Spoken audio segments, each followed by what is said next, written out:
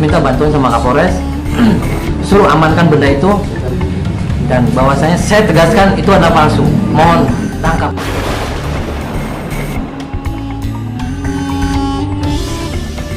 Jadi gini sahabat, saya kenapa tiba-tiba kok sekarang muncul saya membasmi kemusyrikan. Sebenarnya saya itu dulu itu lebih parah ketika saya melihat adanya kemusyrikan dan melihat adanya pembodohan di masyarakat. Itu dulu itu lebih parah. Cerita yang pertama adalah sekitar tahun 2011 itu di Cirebon itu heboh dengan penangkapan seorang paranormal menangkap siluman yang namanya Buncul. Tinggal sahabat kalau penasaran, di berita-berita di internet juga adalah Google palsu, silakan di situ Google palsu Cirebon akan muncul berita-beritanya. Waktu itu heboh sekitar 1 minggu, saya itu tidak terpancing adanya paranormal yang menangkap siluman. Di kepancingnya itu waktu itu jam 11 siang ada seorang wartawan itu telepon saya untuk konfirmasi tentang dan tanggapan tentang siluman yang ditangkap dan sampai mengeluarkan air mata. Waktu itu saya mulai kepancing. Saya langsung, "Anda di mana?" Saya tanya ke wartawan itu. "Saya ada di TKP." "Sekarang juga tungguin saya di lokasi di mana siluman itu dipajang." Karena apa? Ketika siluman itu ditangkap, mereka ditaruh di akuarium dan ditaruh di gor. Masuk itu ada tiket, satu orang itu 5.000. Jadi sehari itu sekitar ratusan juta lah yang didapat sama panitia yang sudah dikondisikan.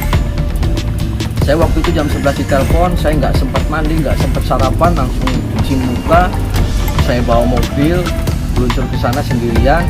Dan tetapi ketika di jalan saya telepon Pak Kapolres waktu itu, Pak Edi Mardianto lah, AKBP Pak Mardianto. Saya telepon, "Pak Kapolres izin saya mau mendatangi lokasi di mana ditemukan siluman dan di situ dipublish." Kata Kapolres, "Ya udah ke kantor polisi dulu." Kata Kapolres, saya ngobrol-ngobrol, "Pak, saya minta anggota 7 orang tapi tidak pakai seragam." Saya sudah koordinasi dan intel semua sudah bawa pistol lah. Saya langsung ke lokasi. Di sana emang luar biasa, masyarakat itu penuh, bahkan dari Bandung, Jawa Tengah semua datang untuk melihat siluman yang ditangkap. Saya masuk itu panitia sudah gelisah dan barang itu langsung diumpetin.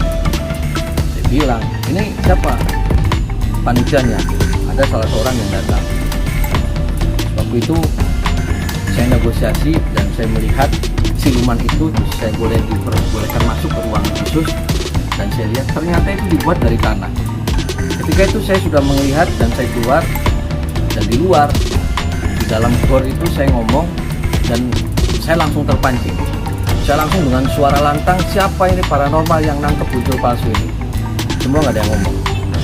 Ada yang nyetuk, "Ini juga orangnya sakti yang nangkep." Saya kepancing. Siapa yang paling sakti di sini yang berani menangkap siluman yang bisa di akuarium?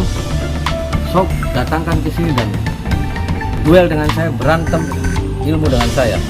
Saya kepancing. Ketika itu langsung provokasi masuk. Saya langsung di anjing-anjing, di monyet-monyet. Saya duduk warga masa.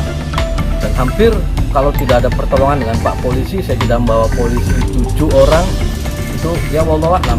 Mungkin saya sudah menjadi batang karena saya mau dibakar, mau dikebukin. Sampai saya lari ke balai desa juga, digini-gini, dihalangin juga. Dan masa sudah tidak bisa dikendalikan. Dan akhirnya polisi mengeluarkan senjata ke atas, mengeluarkan mobil, saya dimasukkan ke mobil. Dan masa pun mau membakar mobilnya. Tapi alhamdulillah atas berkah Allah, izin Allah, saya selamat di Polres. Ketika di Polres, saya ngomong ke Kapolres, "Pak Kapolres, hari ini juga itu siluman palsu, tolong amankan ke Polres dan pelakunya semua ditangkap."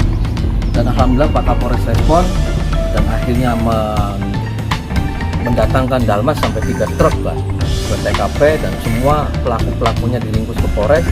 Dan akhirnya orang-orang yang tadi provokasi yang membilang saya binatang sampai meludahin saya, semua saya kepretin maning kabeh Polres. Dan akhirnya alhamdulillah tersangkanya adalah seorang paranormal dan ditetapkan sebagai tersangka, divonis selama 7 bulan. Itulah satu kejadian. Masih banyak lagi kejadian-kejadian yang lebih barbar lagi.